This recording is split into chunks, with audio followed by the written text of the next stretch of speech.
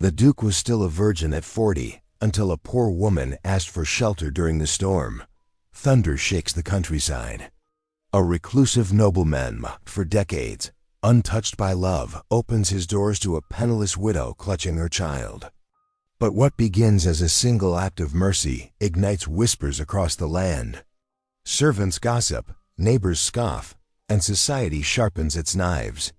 He has everything to lose: his honor, his estate, his name, yet she carries more than sorrow. Shadows of her dead husband's debts close in, and ruthless men arrive with claims that could tear her son away. Now as scandal brews and enemies gather, one question burns louder than the storm itself. Will love give him the courage to defy the world, or will society's scorn destroy them both? Drop a comment below and share which part of the world you're tuning in from today. If you enjoy stories like this, don't forget to subscribe for more thunder crashed against the ancient stone walls of Wexford Manor as rain pelted the library windows with fierce determination. Inside, Henry Alden, the Duke of Wexford, sat alone, in his favorite leather chair, watching the dancing flames of candles scattered throughout the room. Their warm light cast long shadows across shelves of leather-bound books, yet did little to chase away the chill that had settled in his bones. The Duke pulled his velvet smoking jacket tighter on his broad shoulders. Even after 15 years, as master of this grand estate, he had never quite grown used to the emptiness that echoed through its halls. Tonight, as November winds howled outside like mournful ghosts, that loneliness felt especially sharp through the heavy oak door. He could hear the whispered conversations of servants passing in the corridor. "Poor master, sitting all alone again," came Martha the cook's voice, heavy with concern. "It ain't natural, if you ask me," replied Thomas the footman. "A duke should be hosting grand parties, not hiding away with his books like a monk." Henry sighed and reached for his brandy glass. He had long since grown accustomed to such gossip. Let them talk. Better to be thought odd than to suffer through endless balls filled with fortune-hunting debutantes and their scheming mothers.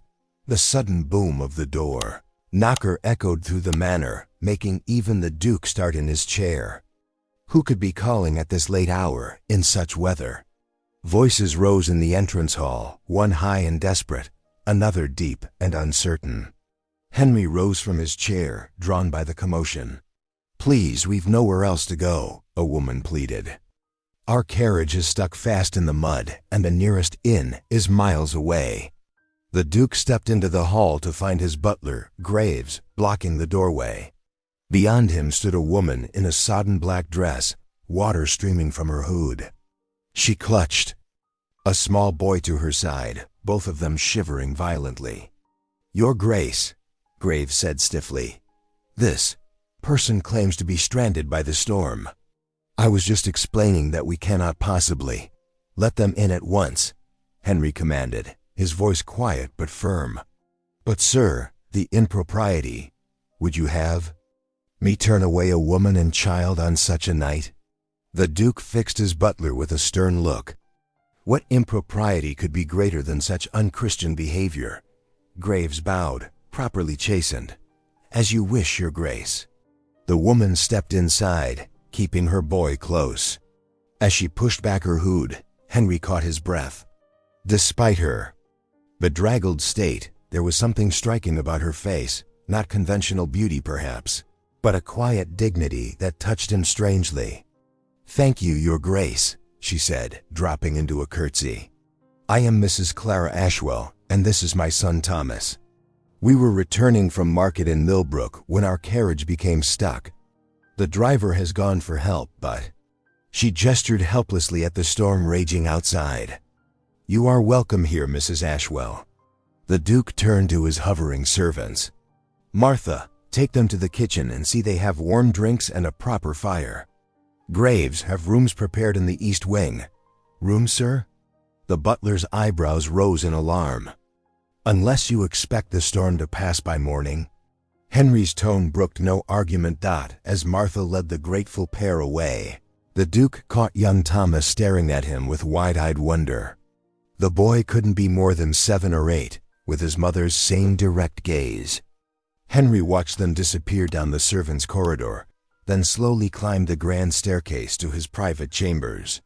Though exhaustion weighed heavily upon him, sleep proved elusive. He lay in his massive four-poster bed, listening to the storm rage and thinking of his unexpected guests. There was something about the widow's quiet strength, the way she had held her head high despite her desperate circumstances, that stirred memories he had long tried to forget. And the boy. Henry had always loved children, though he had none of his own. Their honest affection was so unlike the calculated flattery he received from most of society. Rolling onto his side, the Duke stared into the darkness. Having strangers under his roof felt oddly disturbing, like ripples spreading across a long, still pond. Yet he could not regret his decision to shelter them. Whatever gossip it might spark among the servants, his conscience was clear. Still, as thunder continued to shake the manor's ancient walls, Henry found himself wondering what the morning would bring. Dawn's pale light crept through the manor's windows as Clara Ashwell stood in the vast kitchen, her sleeves rolled up and flour dusting her hands. The familiar scent of yeast and warmth from the brick ovens brought comfort after the previous night's terrifying storm. Beside her, young Betty, the kitchen maid, watched in wonder as Clara's skilled hands kneaded the dough with practiced ease. "You have such a gentle touch with the bread, Mrs. Ashwell," Betty whispered, her eyes wide with admiration. "Mine always comes out too heavy." "The secret is in the patience, dear," Clara replied softly, demonstrating the proper technique. "Let the dough tell you when it's ready." Behind them, other servants moved about their morning duties, casting furtive glances and whispering among themselves. Clara caught fragments of their hushed conversations, words like improper and scandal, floating through the air like autumn leaves. What will the neighbors say? Mrs. Potter, the housekeeper, muttered to Mr. Jenkins, the butler. A strange woman spending the night, and in the Duke's own home. Clara's cheeks flushed, but she kept her focus on the task before her. She had endured far worse gossip in the years since William's death, and the warm bread would feed her son Thomas for their journey ahead. When breakfast was served in the small morning room, Clara found herself seated across from the Duke himself. Morning light streamed through the tall windows, illuminating his strong features and the silver threading through his dark hair. Thomas sat beside her, his small legs swinging beneath the chair as he devoured his porridge. "Your Grace," Clara began, her voice steady despite her nervousness, "I cannot thank you enough for your kindness last night.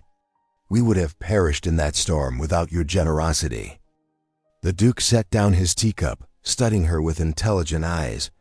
"Think nothing of it, Mrs. Ashwell. I trust you slept well?" "Yes, my lord. Better than I have in many months." Clara hesitated, then added, "I hope to reach Millbrook by nightfall. I hear there may be work for a seamstress there." "You are a seamstress?" His eyebrows rose with interest. "Yes, your Grace. My mother taught me the trade, and I worked for several noble houses before my marriage." She smoothed her son's unruly hair. "After William, my husband, died of fever 2 years ago, I've supported Thomas with my needle." The Duke nodded, watching as Clara gently wiped a spot of porridge from Thomas's chin. Her interaction with the boy spoke of endless patience and tender care, much like he had observed in her manner with Betty earlier that morning. Their quiet breakfast was interrupted by Mr. Blackwood, the Duke's steward, who requested an urgent word with his master. In the Duke's study, Blackwood's severe expression matched his stark black clothes. "Your Grace, I must speak plainly," the steward began, his thin fingers clasped tightly behind his back. "Housing an unknown widow, especially one of such humble circumstances, could prove disastrous for your reputation." "Come now, Blackwood, surely you don't suggest I should have left them to the storm's mercy?" "Of course not, your Grace, but the tongues are already wagging. Lady Pembroke's morning call has been cancelled, officially due to the muddy roads, but we both know the real reason." The Duke dismissed Blackwood's concerns with a wave of his hand. though the words settled heavily in his chest. That evening, after a quiet supper, the Duke stood before the library fire, a glass of brandy warming in his hand. The flames cast flickering shadows across the room, much as they had the night before, but something felt different. The familiar weight of solitude pressed against him as he remembered the whispers that had followed him for years. The untouched Duke, they called him behind their fans at balls and garden parties. After his disastrous almost engagement 15 years ago, he had retreated into his books and his duties, letting the years slip by like pages in a forgotten novel.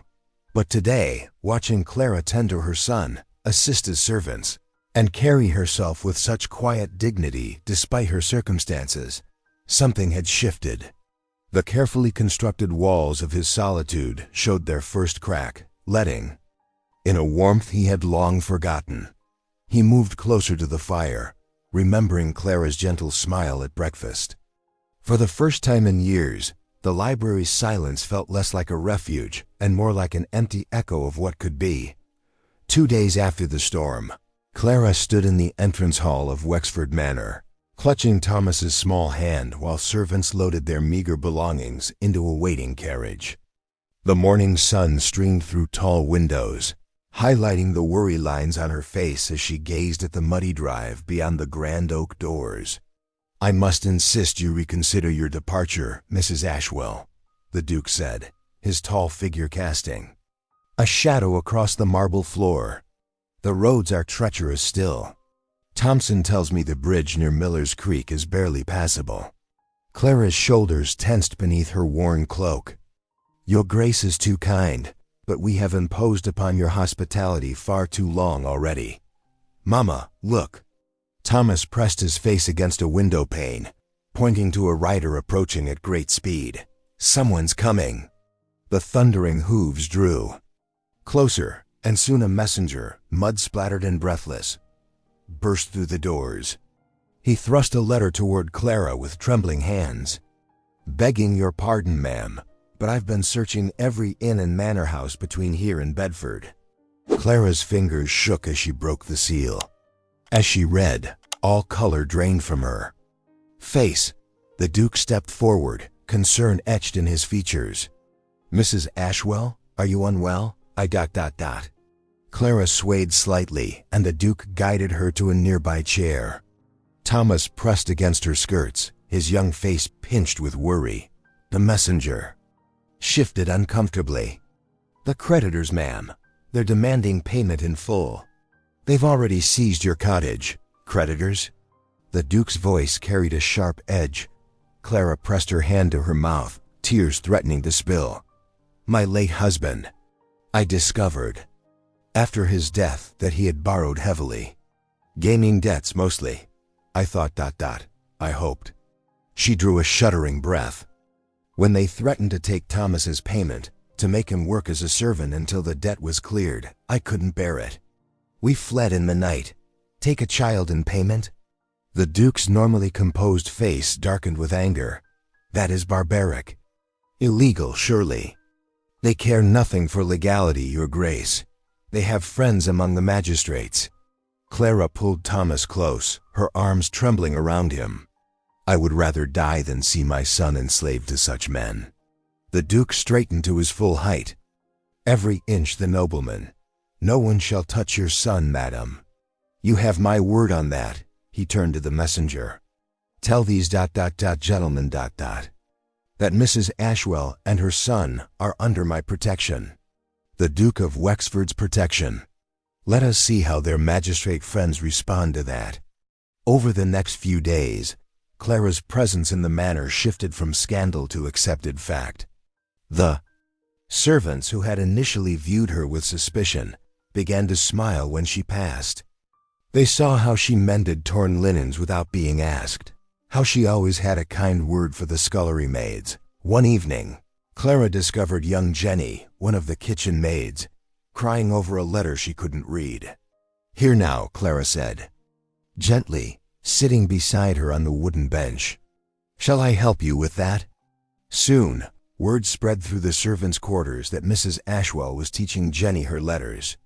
Other young maids began to linger in the kitchen after their work was done, eager to learn.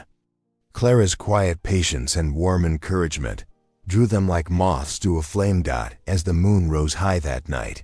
Clara knelt beside Thomas's bed in their borrowed chamber. The boy's eyes were already heavy with sleep, his small hand curled trustingly. In hers, "Dear Lord," she whispered, "thank you for bringing us to this safe harbor, for protecting my precious boy." Her voice caught. "And thank you for showing us that there are still good people in this world, people with kind hearts beneath fine titles." Unknown to Clara, the Duke stood in the shadowed doorway, arrested by the sight. The moonlight silvered Clara's bowed head, and something in his chest tightened at the simple faith in her whispered prayers. Here was no schemer seeking advantage, but a mother fighting for her child with quiet courage. As Thomas drifted to sleep, Clara pressed a gentle kiss to his forehead. The Duke withdrew silently, but the image stayed with him, Clara's graceful form in the moonlight, her soft voice raised in gratitude despite all her troubles. It stirred something long dormant in his heart, something he had thought forever lost. Golden autumn leaves danced on the breeze as villagers gathered in the churchyard for the annual harvest festival. Wooden stalls lined the paths between weathered gravestones, their surfaces laden with fresh bread, preserves, and seasonal fruits. Children darted between market stands, their laughter mixing with the cheerful tune of fiddles and pipes. Clara stood near the church steps, her nimble fingers working swiftly with needle and thread. A small crowd had gathered around her as she mended torn sleeves and loose buttons for the village children. "There now," she said softly, finishing the last stitch on a young boy's jacket, good as new. The Duke of Wexford watched from a short distance, flanked by two of his most trusted footmen. He had surprised everyone by attending the festival, breaking years of self-imposed isolation. His tall figure drew curious glances from the villagers, unused to seeing their reclusive lord in their midst. "Mama, look," Thomas called out, pointing to a group of dancers forming near the musicians.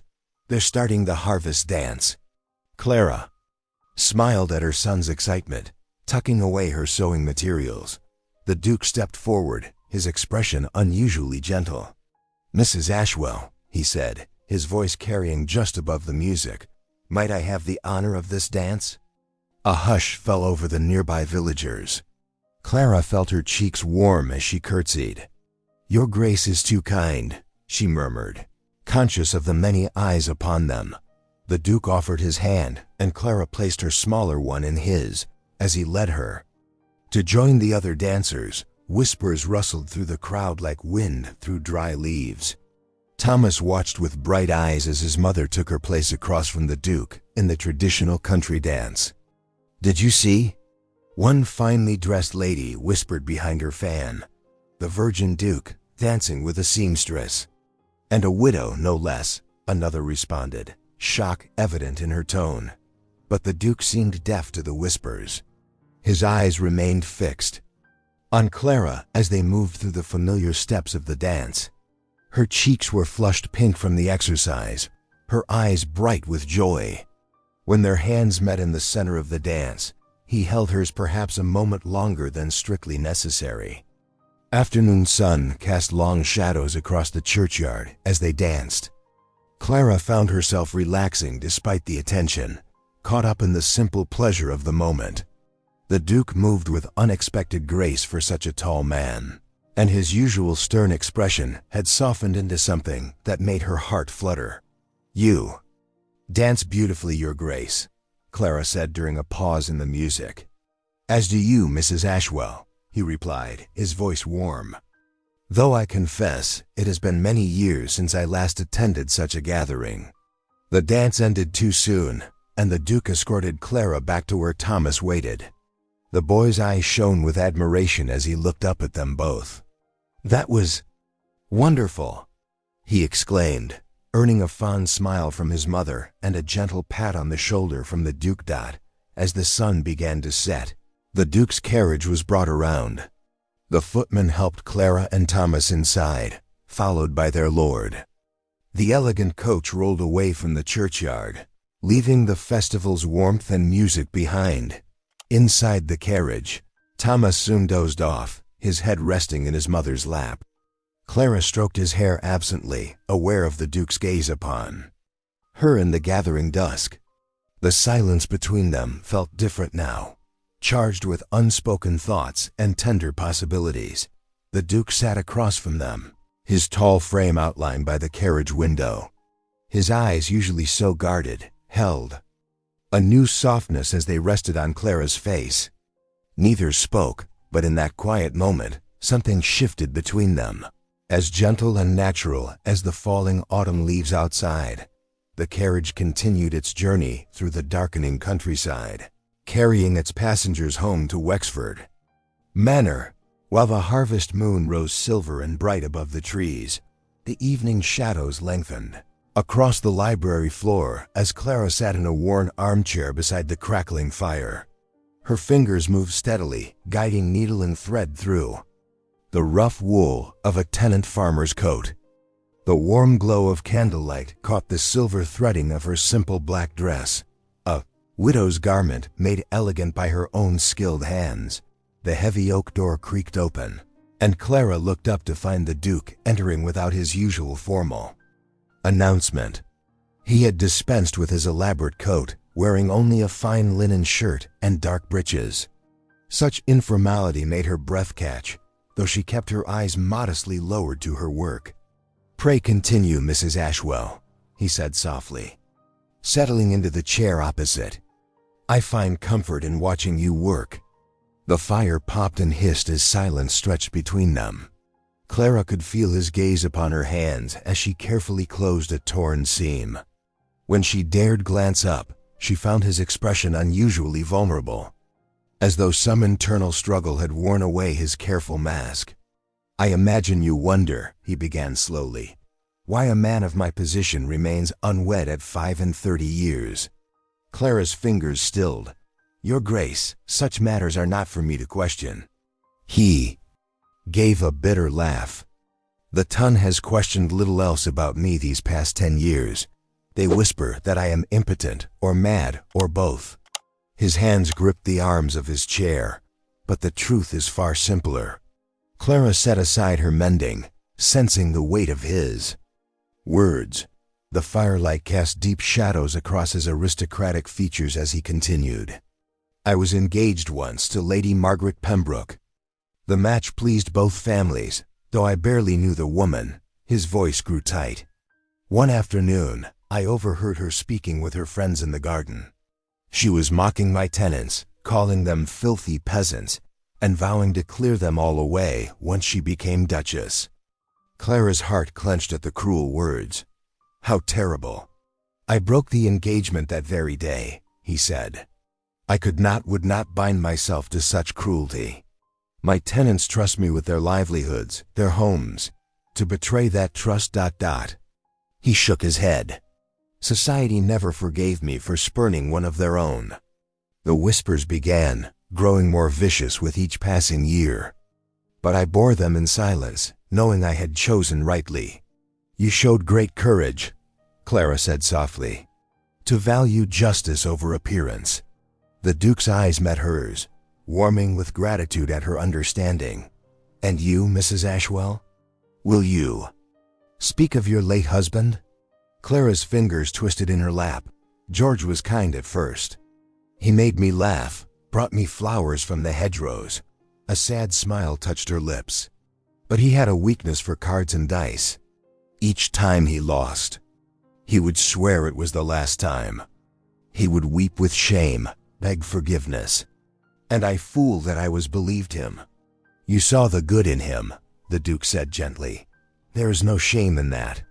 He died of fever last winter, leaving me nothing but his debts." Clara blinked back. Tears. The creditors showed no mercy to a widow. They threatened to take Thomas as payment, my own child, forced into servitude. I had no choice but to flee." "You protected your son," the Duke said firmly. "That shows not weakness, but strength." Their eyes met across the firelit space between them. a current of understanding flowing between two souls who had known society's cruel judgments. The Duke rose slowly from his chair and crossed to where Clara sat. With infinite gentleness, he took her work-roughened hand in his own. "You are safe here," he murmured, then pressed her fingers briefly before releasing them. Without another word, he left the library, closing the door softly behind him. Clara remained motionless, her hand pressed to her heart. The touch of his fingers seemed to linger on her skin, warming her more surely than the fire. For the first time since George's death, hope bloomed in her breast, fragile as a spring. Flower, but undeniably real. Dawn painted the eastern sky in delicate pink when Mr. Harrison, the estate's steward, received the Morning Post. His weathered hands trembled as he broke the seal on an official-looking letter. The contents made his face grow pale. "Heaven help us," he muttered, hurrying through the servants' corridor toward the Duke's study. The letter bore grave news. Clara's creditors had traced her to Wexford Estate. They threatened to drag her before magistrates for her husband's unpaid debts. The morning sun had barely cleared the seared horizon when the first whispers began circulating through the nearby town. In elegant drawing rooms and behind painted fans, ladies of quality traded scandalous observations about the Duke's mysterious guest. A widow of no consequence, living under his very roof, Lady Pembroke declared to her morning callers, her voice dripping with false concern. "How very charitable of His Grace."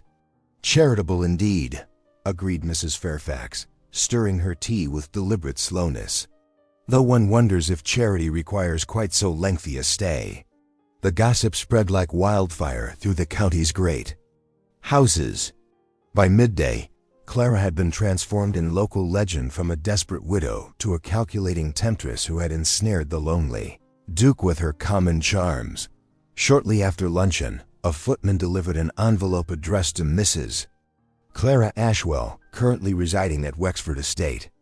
Inside lay an invitation to tea at the home of Lady Catherine Blackwood, one of the county's most prominent hostesses. Clara's hands shook as she read it, recognizing not kindness but cruel sport in the carefully penned words. The Duke found her in the library, still clutching the invitation. "You need not accept," he said firmly, taking the paper from her trembling fingers. "Lady Blackwood means only to parade you before her friends like some exotic curiosity." "Your Grace is too kind to protect me," Clara whispered, "but perhaps I should go, if only to show I have nothing to hide." "No," he said, his voice gentle but brooking no argument. "I will not have you subjected to their malice." He cast the invitation into the fire, where it curled and blackened among the flames. But even the Duke's protection could not shield Clara entirely. That afternoon, young Thomas came running into the kitchen, tears streaming down his round face. He had been watching the stable boys exercise the horses when he overheard their crude jokes. "They said horrible things about you, Mama," he sobbed into Clara's skirts as she held him close. "They said you were trying to trap His Grace, that you were no better than a—" He couldn't finish the sentence, but Clara's heart clenched, knowing what vile words had wounded her innocent child. Mrs. Peters, the housekeeper, shooed the other servants from the kitchen, leaving Clara alone to comfort her son. "Pay them no mind, my love," she murmured, smoothing his hair though her own eyes burned with unshed tears. "People often speak unkindly of what they don't understand."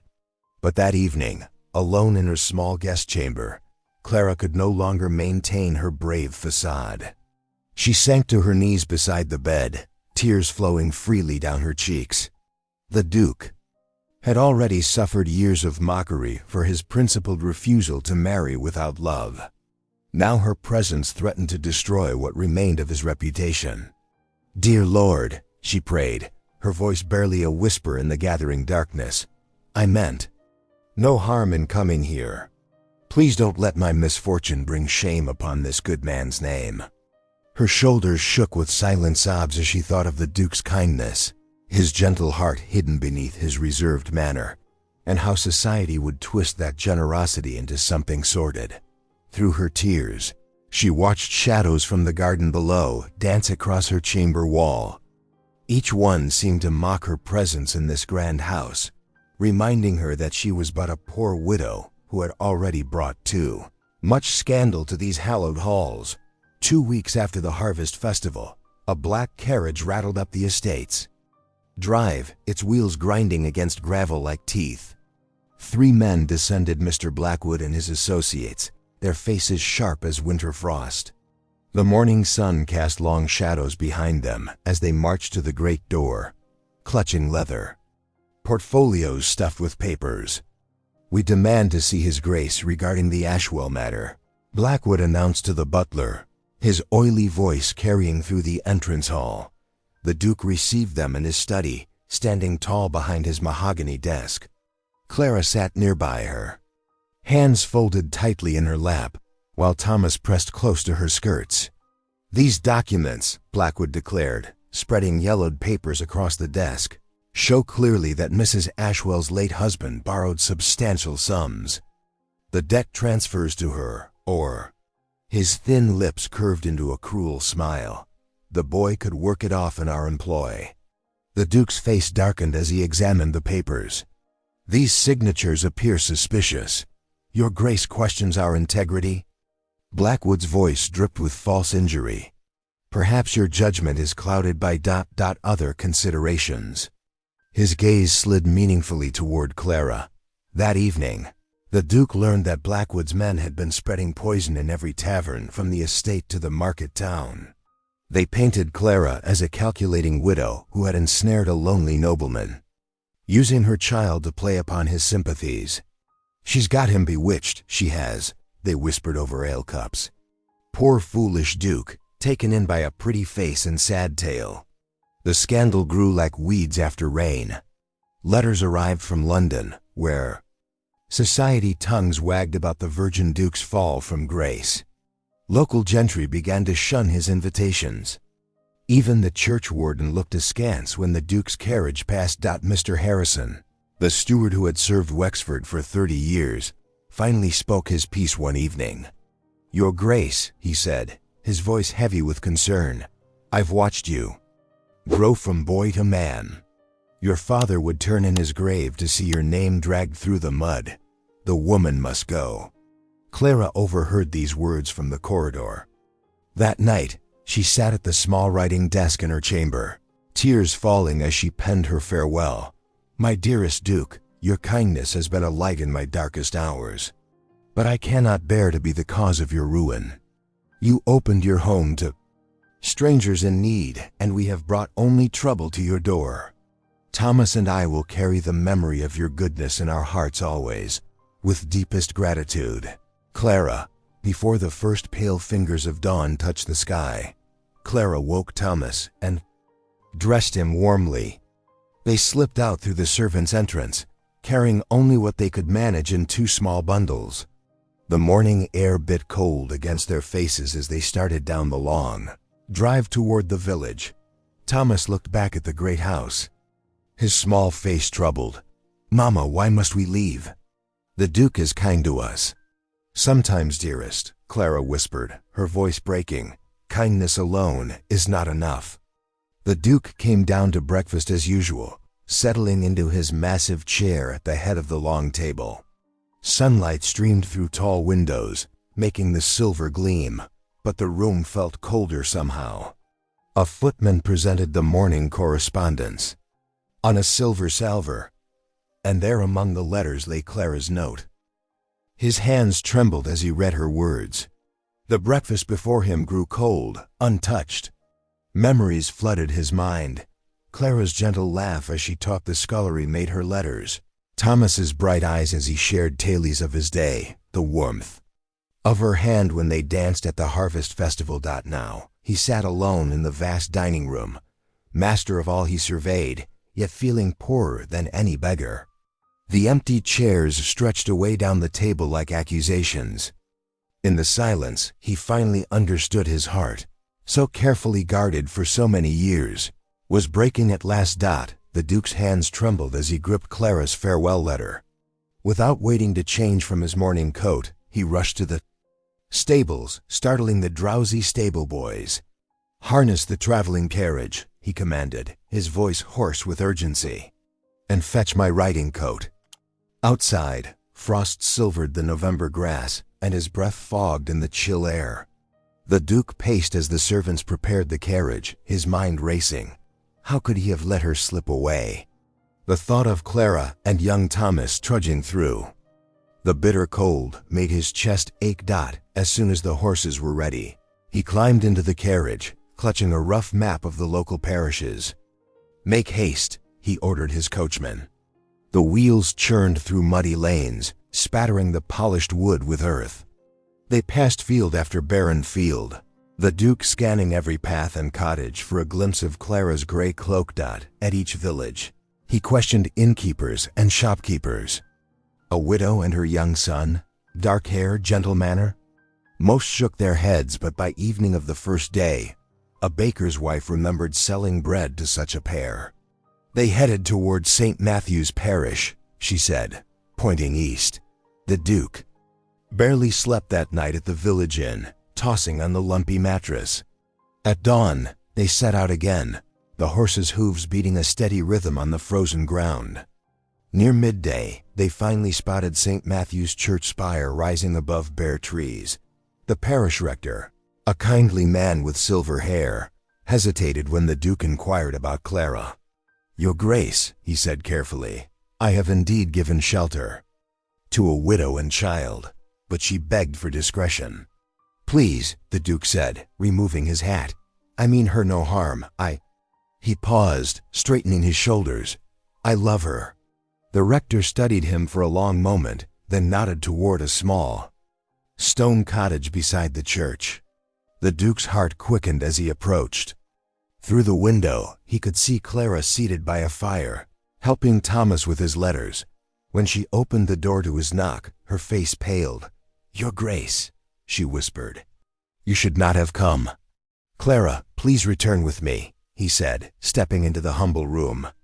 "The estate feels empty without you both." She shook her head, wringing her hands. "I cannot. The scandal. Those horrible men. I will not be the cause of your ruin." "Let me protect you," he pleaded, moving closer. "You and Thomas belong at Wexford. The creditors will never leave us in peace," she said, tears gathering in her eyes. "They will spread more lies, destroy your reputation further." The Duke's jaw set with determination. "Those vultures prey on fear, Clara, but I have already sent messengers to London, seeking records of your husband's true debts. My lawyers will expose their fraud, but the cost to you," Clara began, "is nothing compared to the cost of losing you both." He took her trembling hands in his. "I have lived too long in solitude, fearing society's judgment. When you came to my door that stormy night, you brought light back into my life." Thomas looked up from his letters, hope brightening his young face. "Could we really go home, Mama?" Clara's resistance wavered. The Duke could see the longing in her eyes, matched by her fear. "I cannot bear to bring you more trouble," she whispered. "The trouble is mine to bear gladly," he said firmly. "Let me fight for you, Clara, for both of you." She turned away, moving to the window where rain had begun to fall. The Duke's heart ached as he watched her internal struggle. Finally, he had to accept that he could not force her decision. "I will return when I have proof of their crimes," he promised. "Think on what I have said." Clara pressed her hand to the cold glass as he mounted his carriage. Through the rain-blurred window, she watched him disappear down the muddy lane, her heart torn between love and fear. The warmth of his touch lingered on her hands, while worry gnawed at her thoughts. Inside the cottage, Thomas hugged her waist. "He'll make everything right, won't he, Mama?" Clara stroked her son's hair, unable to answer, as the sound of carriage wheels faded into the gathering dusk. The county hall buzzed with anticipation on a crisp December morning. Sunlight streamed through tall windows, catching dust motes that danced above the assembled crowd. Local gentry filled the wooden benches, their silk and velvet rustling as they whispered behind gloved hands. Behind them, Townspeople pressed, shoulder to shoulder, craning their necks for a better view of the proceedings. The Duke of Wexford stood tall before the magistrate's bench, his bearing regal despite the common whispers that had dogged his steps these past weeks. His eyes were clear and determined as he faced Mr. Blackwood and his associates, who lounged with affected confidence in their chairs. "Your Honor," Blackwood drawled, producing a sheaf of papers with a flourish, "I have here documentation of debts owed by the late Mr. Ashwell, now rightfully transferred to his widow." He smirked, letting his gaze drift to where Clara sat quietly beside the parish priest, her hands folded in her lap. The magistrate, a stout man with graying temples, adjusted his spectacles and reached for the papers. But before he could grasp them, the Duke stepped forward. "If it pleases the court," he said, his voice carrying to every corner of the hall, "I have evidence that will expose these men for what they truly are." From his coat, he withdrew a leather portfolio. "These are the authentic records from London, bearing the seal of His Majesty's Treasury." A murmur rippled through the crowd. The Duke's steward approached with additional documents, spreading them carefully before the magistrate. "Note the dates, Your Honor," the Duke continued. "The papers Mr. Blackwood presents are dated before the establishment of his own company. They are forgeries, plain and simple." Blackwood's face reddened. "This is outrageous." The Duke clearly speaks from personal interest in the widow. Silence. The magistrate's gavel cracked against wood. He bent over the documents, comparing them with careful scrutiny. The Duke's voice rose with controlled fury. "These men prey upon widows and orphans, Your Honor. They forge documents, threaten the vulnerable, and twist the law to their advantage." He turned to face the assembly, his passion evident in every word. "I stand before you not just as a peer of the realm, but as a witness to virtue. Mrs. Clara Ashwell is the most honorable woman I have ever known. She fled not from honest debts, but from criminals who would have torn her son from her arms." Gasps and murmurs filled the hall. The parish priest, a gentle-faced man in a worn black coat, helped Clara to her feet. She walked forward with quiet dignity, though her cheeks were flushed. The magistrate cleared his throat. "The evidence is conclusive. These documents presented by Mr. Blackwood are indeed fraudulent." He fixed the creditors with a stern gaze. "You will pay a fine of £50 sterling for this deception, and I shall forward notice of your practices to London." Blackwood spluttered, but his protests died as two constables stepped forward. His associates shrank in their seats. Their earlier arrogance withered to nothing. The Duke turned to Clara, who stood trembling slightly in the morning light. Before the entire assembly, he took her hand in his. The touch was gentle, respectful, yet filled with meaning that made the watching crowd lean forward. "Your Honor, ladies and gentlemen," the Duke's voice rang clear and proud, "I wish to make a declaration." He gazed down at Clara, his eyes soft with affection. "This woman is my chosen companion, my equal, and God willing, my wife." The hall erupted in gasps. Ladies behind their fans whispered furiously. But then, from the back of the room, someone began to clap.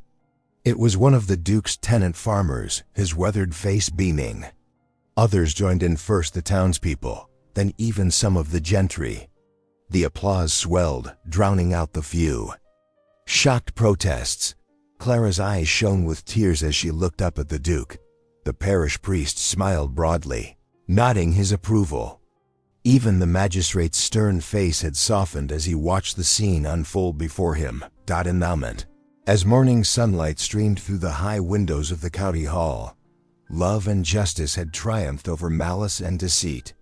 The Duke stood proud beside Clara, their joined hands a symbol of bridges, built between social worlds that had seemed forever separate. Snow dusted the parish church's ancient stones on a bright December morning. The bell tower rang joyfully across the frost-covered fields, calling the village to witness a day long awaited.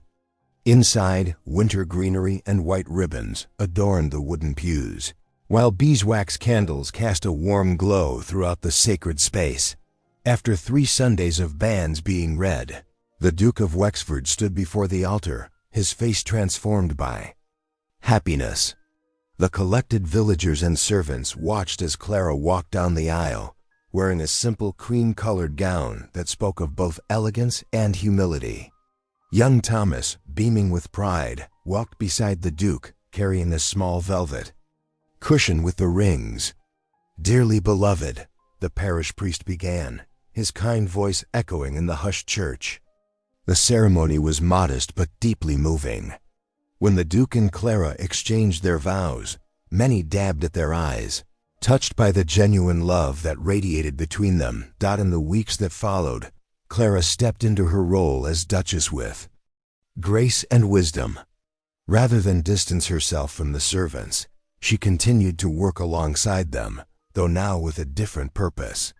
Together with the housekeeper, she transformed the estate's unused east wing into a refuge for widows and orphans, providing shelter and hope for those who had none. "Your Grace," the butler remarked one day, "the house has never felt more alive." Indeed, the once quiet corridors now rang with children's laughter, and the kitchen bustled with activity as women learned useful trades that would help them build new lives. The Duke, no longer the recluse whispered about in drawing rooms, became known throughout the county for his benevolence.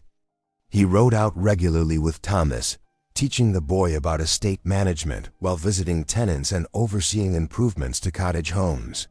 The shame of his past, the broken engagement, the years of loneliness, melted away like frost. In spring sunshine, on a peaceful winter evening, the Duke's library offered sanctuary from the swirling snow outside. A cheerful fire crackled in the hearth, casting dancing shadows on the book-lined walls. Thomas lay asleep on the thick carpet, a book of adventure tales open beside him, while the Duke and Clara sat close together on the settee. Their hands were entwined, her fingers warm within his. The Duke gazed at their joined hands, marveling at how such a simple touch could contain so much meaning. "At 40, he whispered, his voice tender in the firelit quiet, "I have at last begun to live." Clara smiled, a smile full of love and contentment, and rested her head upon his shoulder. Outside, snow continued to fall silently over the estate, each flake a tiny blessing on this new chapter of their lives. Thank you for watching. Stories like this remind us who we are. If something touched your heart, go ahead and subscribe. I'll be back tomorrow with another story that just might stay with you.